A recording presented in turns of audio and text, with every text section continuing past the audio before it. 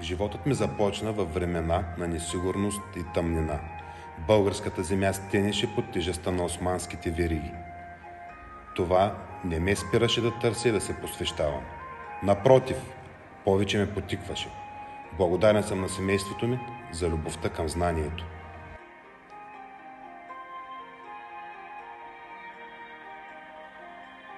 Исках да предам моите вълнения за природата и света на другите.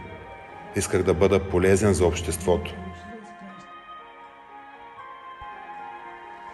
И сега се питам, кой и как, откъде ми даде вдъхновение за буквара с различни поучения.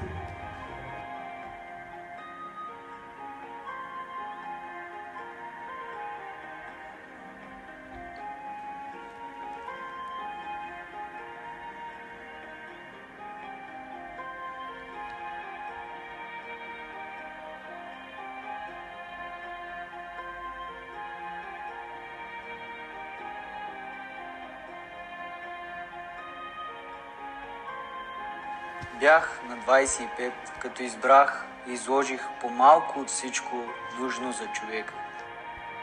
Молитви, добри обноски на поведение, нравствени поучения, граматика, правопис, алгебра, рисунки на животни, да са в приложение и утеха на българския народ. Вие ще потвърдите дали успях.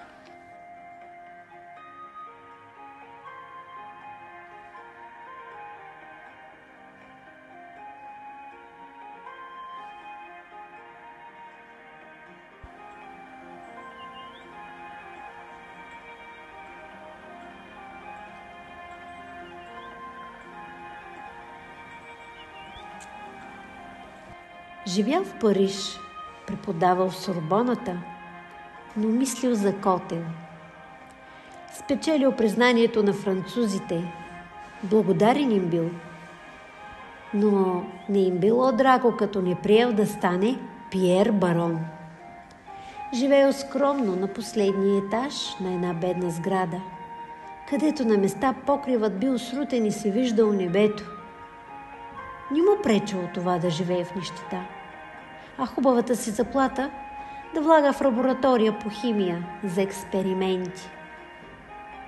Решава да завещае всичко, което има за развитието на българското образование, просвещение и култура.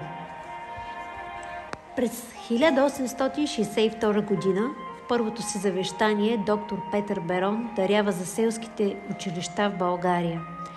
В завещанието си през 1869 година волята му е за развитието на училища в Русенско, Шуменско, Варненско, Силистренско и Котел.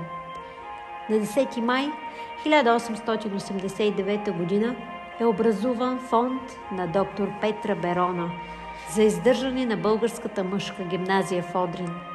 Благодарение на средствата са създали кадри, необходими за отстояването на културно-националната самостоятелност на Тракия в продължение на повече от 2 десетилетия.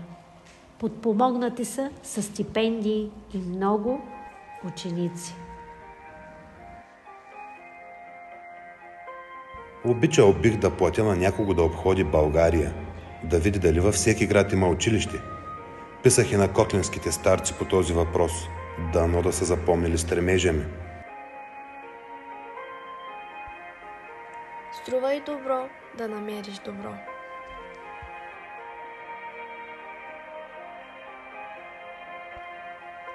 Почитай старите, доде младееш, да почитат и тебе, кога остарееш.